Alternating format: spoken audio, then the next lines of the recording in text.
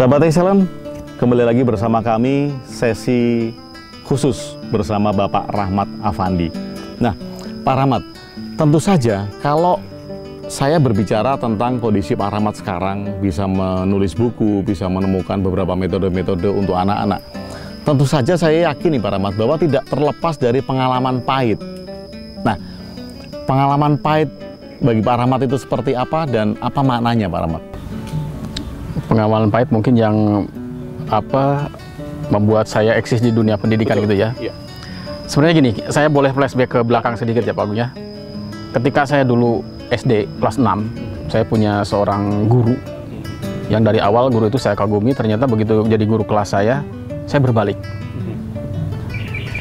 Ketika itu memang anak-anak kan dengan kenakalannya ya. Walaupun saya memaknai dan sampai sekarang saya tidak meyakini bahwa anak-anak itu nakal. Gitu. Nanti akan saya coba jelaskan sedikit. Ketika saya ngobrol, kemudian membuat masalah dalam tanda petik, guru ini bukan memberikan suatu penjelasan, bukan memberikan arahan, bimbingan, nasihat, atau apalah yang membuat siswa itu lebih baik, tetapi beliau meninggalkan kelas. Meninggalkan kelas, pulang ke rumahnya, kadang-kadang sambil nangis. Dan otomatis dari situ, sayalah yang paling disalahkan. Karena sayalah katanya yang paling sering membuat masalah itu.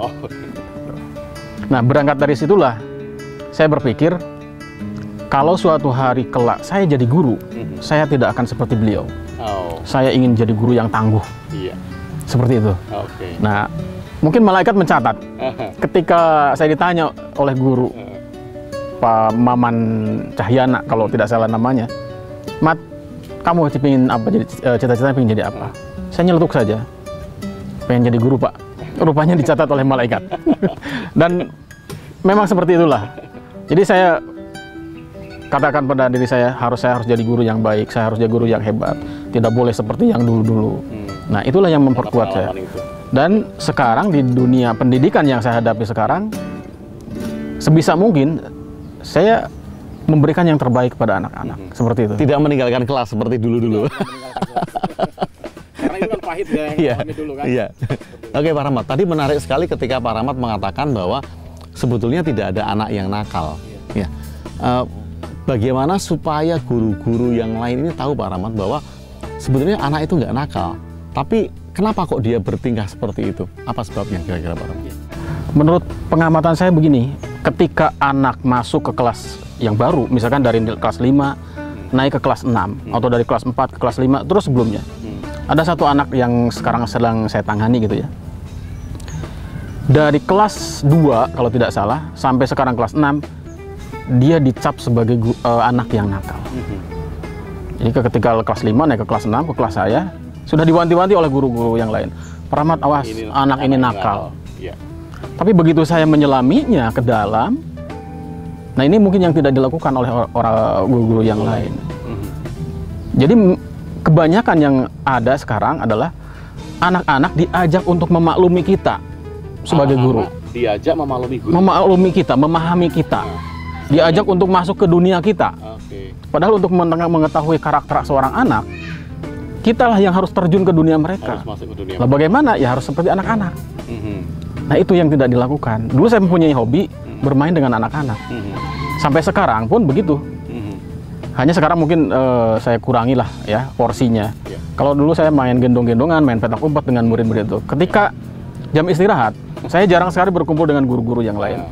Tapi saya bermain dengan anak-anak. Nah, dari situlah saya bisa menyelami, memahami dunia mereka, karakter mereka. Dan ternyata yang oleh orang lain dilabeli nakal itu ternyata bukan nakal. Dia mempunyai ide-ide yang sangat banyak, mempunyai energi yang berlebih, tetapi tidak keluar. Karena apa? Sudah dipendam, sudah ditutup. Jadi apa yang dia bisa tidak tereksplor. Makanya ketika dia membuat suatu masalah mungkin dicap nakal. Kayak gitu. Nah, ini menarik sekali Pak Rahmat. Nah, kalau Pak Rahmat mempunyai satu pandangan yang mungkin tidak biasa bagi guru-guru yang lain. Nah, apakah Pak Rahmat punya ide unik Pak tentang dunia pendidikan yang sekarang, yang Pak Rahmat berpikir bahwa itu bisa memajukan anak dan itu nggak biasa bagi yang lain?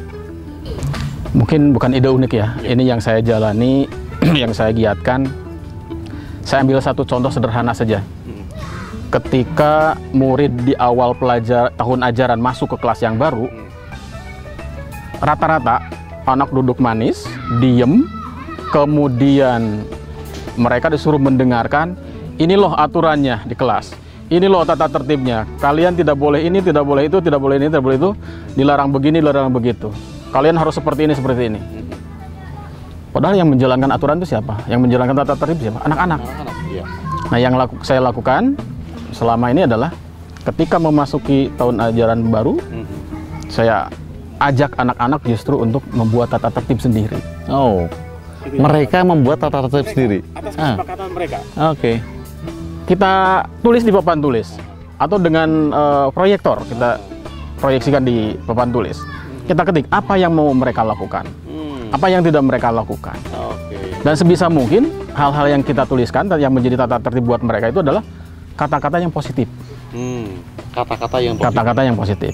Misalkan menghargai teman, berbicara sopan, berbuat baik setiap hari, menghormati guru, membuang sampah pada tempatnya, datang tepat waktu, seperti itu. Dan kalau sudah mereka sepakati, kita buat yang besar-besar, Pak Agung. Jadi tidak di dalam sebuah kertas kecil dijejer 1, 2, 3 sampai berapa di dalam satu ya.